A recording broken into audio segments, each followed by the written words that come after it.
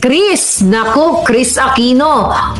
Namboljak. Masama kasi ang ugali mo, Chris. Kaya rin siguro nakakarma. Char. About your heart? Tapos yung puso mo, pinahihirapan mo pa sa kababasa ng mga trolls? E di ogag ka. Yeah, sinisipon tayo. Ayan, no? Good morning, good evening at mega love shout out po sa inyo lahat. Guys, at muli, ito na naman ang yung lingkod. Nakikita nyo ang ating thumbnail. At si Chris Aquino po ay nangboljak. Yan, nang away po ng basher. Akala ko ba, malala ang sakit, no? At anytime, ay pwede na siyang mamatay dahil wala na siyang immunity. Naku, Diyos ko. Pero ayun na nga, at dito, yan, si Maharlika, no? Ito po ay si Boljak TV. Sinabihan ni Boljak TV si Chris Aquino ng ugag. Ay, grabe. Kasi nga naman, nanlalaban. Nanlalaban po sa basher. Di ba, may sakit. Dapat mag-focus ka sa iyong sakit na ikaw ay gumaling. Ang nangyayari po ay, siyempre, nandun, tumatambay sa Instagram at nananagot doon sa mga basher niya. At sinasabihan kasi siyang karma na kasi yan. Yan, nagagalit si Chris Aquino. Pero, eto ay likha ni Boljak TV. Sa mga gusto makapanood po ng kabuuang video, nandun po sa YouTube channel ni Maharlika o ni Boljak TV. Yan. Guys, samahan nyo muna nga ako. Panoorin natin. Explore lang tayo, guys, no? Mega love shoutout kay Kuya Bal, kay Kalinga Prab. Explore lang po. So, ito na, guys, no? Chris, nako, Chris Aquino. Namboljak. Pumalag sa nagsabing masama daw ang kanyang pag-uugali. Hindi mapigilan ng Queen of All Media na si Chris Aquino na sagutin ang isang netizen na nagsasabing karma raw ang dahilan. Kaya ito ay may malubhang karamdaman. Ayan. Sabi ng viewers o na isang basher, isang netizen, ito ay karma. Bad karma. Kaya, yan na, hindi na gumagaling-galing. At yan nga, malubha yung kanyang kalagayan ay ito. Dumutensa po si Chris Aquino. Binoljak. Ay, yung netizen na nag-comment. Ay, akala ko ba may sakit? No? At ika nga ay humaguhol na nga si Tito Boy Abunda. Tito Boy, just ko, joke lang. No, di ba? Kamdahan. Komento ng netizen, masama kasi ang ugali mo, Chris, kaya rin siguro nakakarma. Char. Yun po ang sabi. Hindi naman pinalagpas ni Chris ang mean comments ng naturang netizen. Ay, nako, Chris, ayan ka na naman eh. Yan ako, napahagapit. Ayan, guys, no? Narinig naman ninyo, no? Dito, makakatikim siya kay Boljak TV ng advice. Supalpal, pero pinangaralan. Ito naman, hindi naman sama-sama. Kung mamasama ni Chris Aquino, ay nasa sa kanya na. No, dahil sa halip, mag-focus siya sa kanyang sakit. Huwag siya mag-focus sa mga negative, sa mga comment. At bakit siya napunta doon sa comment, bakit niya ito niresbakan, ay malamang, kahit may sakit, scroll sa Instagram. Kaya ito na ha, guys, oh. Ay, sayang ka na naman eh. You know, pinagtatanggol ka na nga eh. Naawa na yung taong bayan sa'yo eh. Sagot ni Chrissy, obviously not as awful as yours because I've made a conscious effort to not judge people. I've never met nor had a personal encounter with. Alam mo, ano to si Chris, ito yung ano eh, nakakaawa, nakakaawa at nakakainis. You know what I mean? You know what? Kapag ang tao ay malapit ka na sa bingit ng alanganin, you don't have time na makipagbardagulan o Yun! Tama po! Kapag ikaw ay may nararamdamang sakit, no? Malala, critical, ang lagay. Bakit nakikipagbardagulan, nakikipag-away, nakikipagboljakan pa? At pinapatulan pa, pinapansin pa. Dapat, focus ka sa pagpapagaling. Dapat Panginoon ang iyong kinakausap. Hindi kinakausap ang mga netizen. No, o yan, masisermonan ka ngayon ni Maharlika. Na makipagbardagulan o makipagbuljakan. You just ignore them. You cannot control people's opinion, people's bullying or whatsoever unless na hindi mo ilalagay ang iyong mga personal na buhay sa social media. Okay, ma'am, may sakit ka na nga. But why you spend your time sa social media? We all know that social media is only for top people like me and you. You know, kung ayaw mo nang may masasabi sa yung tao, you just keep your mouth shut, manahimik, kaya enjoy mo yung buhay mo. At you know, sa tulad sa atin, we can enjoy both. Na-enjoy natin kasi at the same time, nakakatulong tayo sa pagbuljak sa mga demonyo. Kaya kung ayaw mong kalad ka rin ang buhay mo sa social media, na ikaw may ganito, may bago kang jowa, you know, may sakit ka, itahimik ka. Diba? Ganun lang yun. Okay. Oo nga naman, tama naman, may punto naman po dito. Si Madam Bulyak, ito si Maharlika, may punto naman po. Kasi, nag-announce ka na nga, anytime, pwede ka nang mamatay. Malala ka, payat na payat ka na. Dapat ang kinakausap mo is Panginoon Diyos, hindi ka nakikipag-usap sa mga basher. Dahil unang-una, pag binatulan mo yung basher, Chris Aquino, ay baka madali ang buhay mo. Makakaramdam ka ng stress. Sa halip na gagaling ka na, lalala pa yung sakit mo. Oh, di ba? Oh, hindi, ginagaya ko lang si Maharlika. Kasi, ignore mo lang. Focus ka.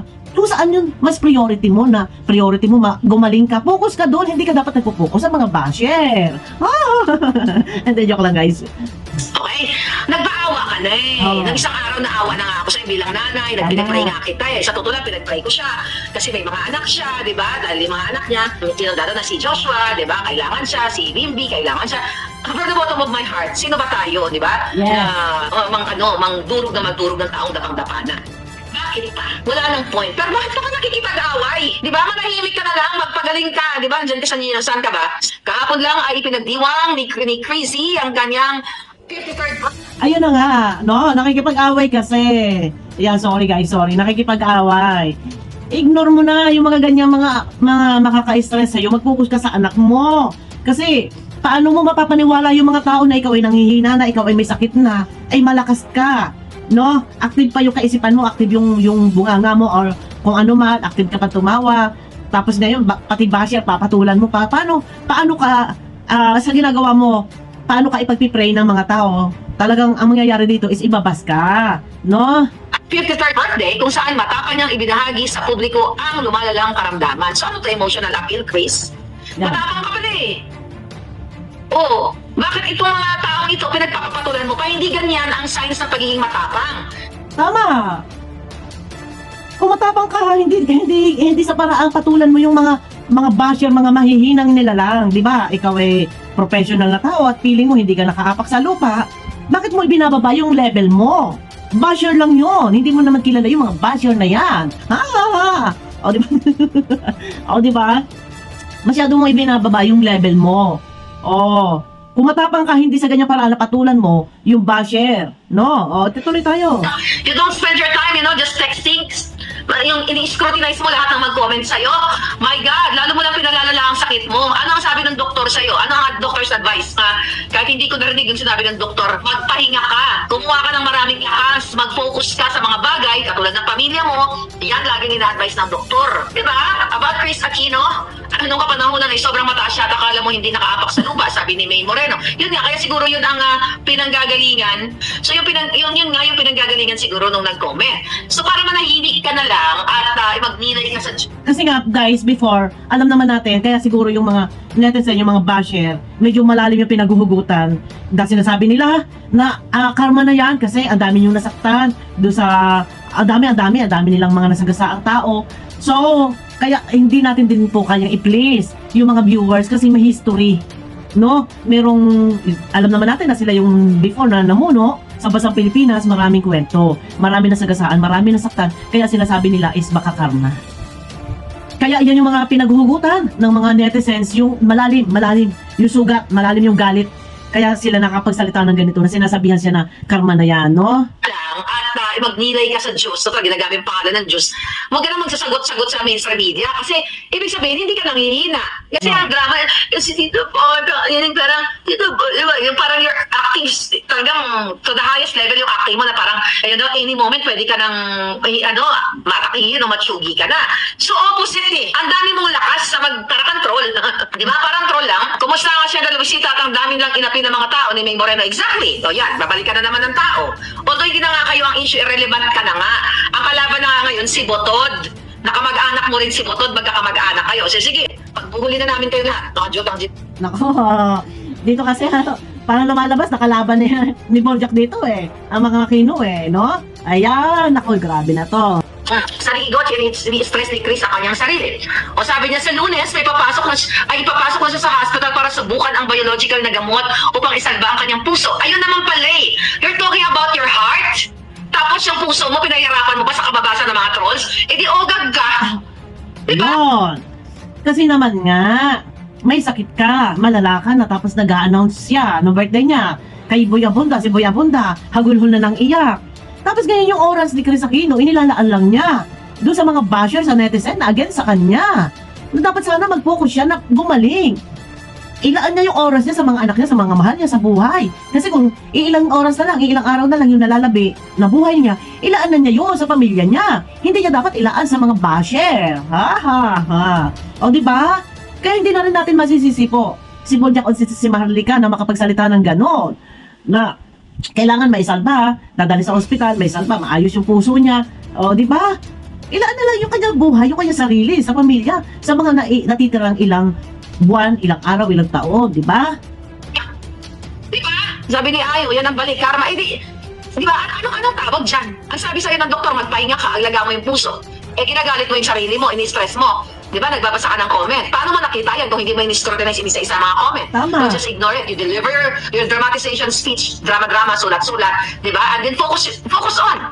But we have to focus sa target natin. And Chris, your target is what? Para gumaling. Hindi yung mga trolls. Tama naman. Ito lang, hindi masama yung sinabi ni Boljak TV, ni Maharlika. Hindi po masama yung kanyang sinabi. Ito ay advice para sa kanya kahit naman sino. Siyempre, mapapagalitan mo. Masasabihan mo lang, oh, gaga ka pala eh. Alam mo, may sakit ka, sa halip mag-relax ka, mag-focus ka sa paggaling, pero ang inuuna mo is yung mga basher. Nag-i-scroll ka doon. Bakit mo nalaman na may basher? Bakit mo nalaman na may nag-comment ng gano'n? Siguro tumatambay sa Instagram, scroll, nagbabasa ng mga comment. Oh, sino matutuwa sa'yo? Ang mga tao nagpipray sa'yo, pero ikaw nakikipagbardagulan ka, nakikipag-away ka sa basher. Tapos yung isang tao, best friend mo, si Boy Abunda, humahagulhol ng iyak kasi akala baka mamatay ka na. Isang araw, kalawang araw, ay wala ka na. O di ba? Yung mga tao na nag-aalala, nagmamalasakit, paano? Kung ganyan naman yung nakikita sa'yo na ikaw ay nakikipag-away sa mga basher. O, di ba? Kaya hindi natin masisisi po si Boljak TV kung bakit nakakapagsalita ng ganito. Dapat ang gawin mo, Chris Aquino, kung talagang wala ka ng immunity, anytime, pwede ka nang dapuan ng sakit, pwede ka nang mamatay, lumala, o kung ano man ang mga sakit mo, ilaan mo na lang yung natitira, yung nalalabing araw sa pamilya mo, sa mga anak mo. No, ganun sana, hindi ka magpupuko sa awayan, sa mga nambabas sa'yo, ignore mo yan. Kasi basher yan. Kahit sino nakakaranas ng basher, ignore mo lang yan. Hindi mo dapat pansinin yung mga basher na wala ng mga kwenta-kwenta. Focus ka sa kung anong gusto mo mangyari. Gusto mo mangyari, gumaling ka, focus ka doon. Ay di magpahinga ka, mag-relax ka lang. Hindi ka tatambay sa comment section. Para maghanap na ikaka-stress mo. O di ba? O, kaya ikaw mapapasabihan kung ano masabihin sa mga tao, tatanggapin mo. Ganun lang yon. Kung ayaw mo, kung hindi mo gusto, huwag kang magpasa sa social media. Dahil masasaktan ka lang, may stress ka lang, at baka yan pa ang isang dahilan na ikamatay mo. Oh, di ba? Ayun na guys, sa mga gusto makapanood po ng kabuuan video, maaari niyo pupuntahan kay Boljak TV at nandun po ang kabuuan video. Talagang ito ay supalpal dito si Chris Aquino. So, ito naman ay advice, pero sapul ito kay Chris Aquino. Yun po yung ibig sabihin. Sapul na sapul yan. Kasi, gusto mong gumaling.